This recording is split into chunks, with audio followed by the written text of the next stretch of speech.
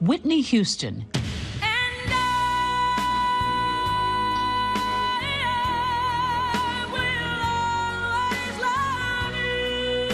The voice of an angel.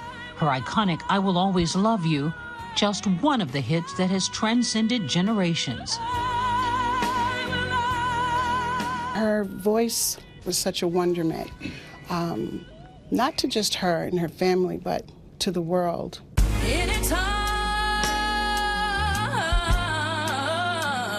And now those divine vocals bringing heaven to the world again. Her brother Gary and sister-in-law Pat releasing a new Whitney gospel album, I Go to the Rock, with never-before-heard music by the beloved superstar. Like the single, He Can Use Me. Just knowing that the Lord will talk with me, yes he will. Gospel was the center of her gravity. It didn't matter where she was in the world. She was definitely going to sing gospel. I Go to the Rock featuring 6 previously unreleased songs by young Whitney. Take me back to these recordings. What was happening in her life when she stepped into the booth to record these numbers? Well, she was 17.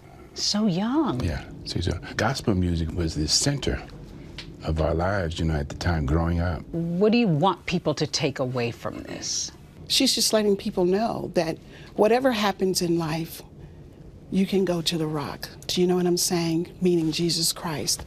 She knew that. Everyone who heard her was a witness to something rare and beautiful. The gospel album and a new accompanying documentary giving fans a deeper glimpse into Whitney Houston's life, 11 years after the world lost one of the most beloved and influential artists in history. She left an indelible mark on all of us with her voice.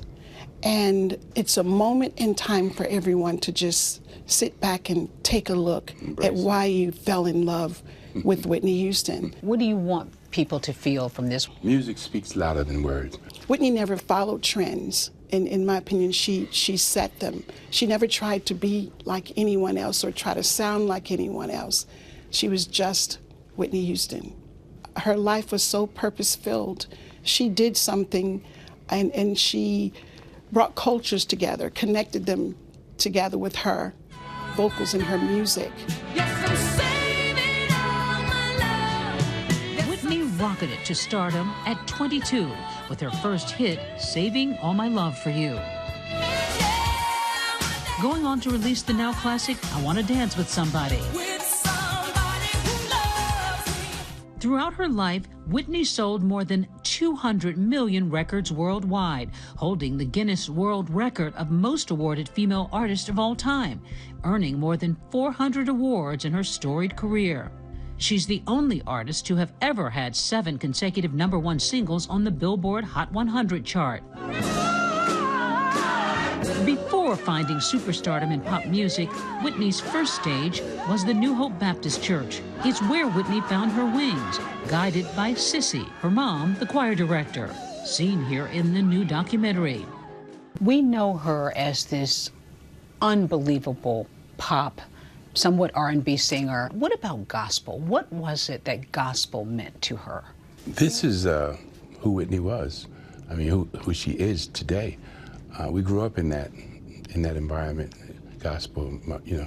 My family woke up to gospel, went to sleep to gospel. People rehearsing in our house. Whitney can tell her story better than anyone. It's her refuge.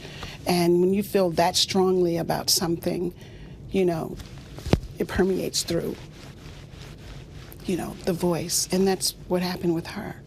Gospel music inspired Whitney throughout life. She opened up about her faith in 2009 to Oprah. Do you now know your own strength? I know from whence my help cometh from. I do know that. And I know that is strong within me. And if ever I get low, or I get weak, I know where I can turn to. In 1996, she starred alongside Denzel Washington in The Preacher's Wife. So who sent you exactly? The top man himself. Now that's what I call good looking. And released the movie soundtrack, her only other gospel album until now. Whitney's family also reflecting on the loss of Bobby Christina, Whitney's only child, who died just 3 years after her mom. Having lost Whitney and then Bobby Christina, a double loss, did that make this project more difficult or healing in any way? There's so much healing within the process of producing this particular project because they're at peace. You know, I always tell Gary, they're at peace. We're the ones that have to go through all the hell. A lot of freedom that comes with this, a lot of peace, a lot of love, a lot of easiness, a lot of just good stuff, turning everything into good. What do you think Whitney would make of this, and how do you think she'd feel about this re-release? We're just hoping that everyone loves it as much as we do. Because it comes from the heart, you know, and through the lens of Whitney Houston. She would absolutely be amazed and extremely happy. Our thanks to Deborah. And I Go to the Rock, the gospel music of Whitney Houston, is available now on all digital streaming platforms. Hi, everyone. George Stephanopoulos here. Thanks for checking out the ABC News YouTube channel. If you'd like to get more videos, show highlights, and watch live event coverage, click on the right over here to subscribe to our channel. And don't forget to download the ABC News app for breaking news alerts. Thanks for watching.